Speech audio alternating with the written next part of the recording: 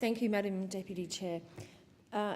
Is this government about jobs and growth? Because Tasmania and Australia's blueberry industry is being held back by the Deputy Prime Minister. An export opportunity to China is going begging. Chinese demand for blueberries is growing at 20% per annum and is the fastest growing fresh fruit category in China.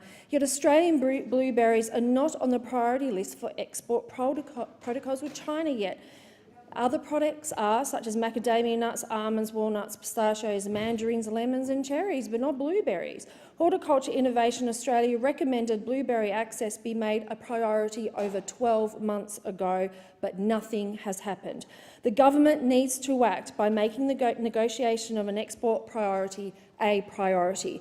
China is receiving blueberries from Canada, Chile, Peru and Argentina, but not Tasmania nor mainland Australia. While the Deputy Prime Minister has been sitting on his hands, these countries have successfully negotiated export protocols into China.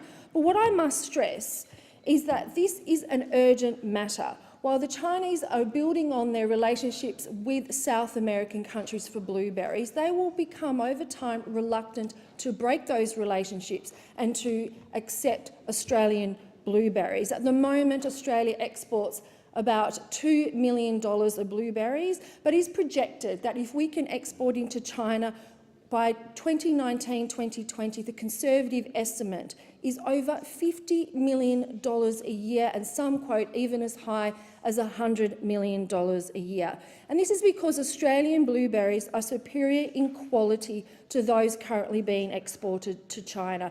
Tasmania and Australia are ideally placed to capitalise on a seasonal gap in the Chinese market, but the Deputy Prime Minister's failure to act and make blueberries a priority for market access is unfathomable to understand.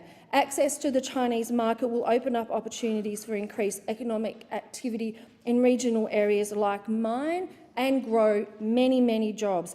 In Tasmania, the major growing areas for blueberries are in the north and the northwest. The industry employs around 300 full-time equivalents and up to 1,500 seasonal workers. But with access into China, this could grow an additional 150 to 200 full-time equivalent jobs over the year and many more additional seasonal jobs, sometimes doubling the effort. But the majority of blueberries grown in this country are grown in 2 National Party-held seats. And I beg those members to go to their leader and get him to get off his hands and make this an urgent priority for Australia's blueberry industry. I thank the member.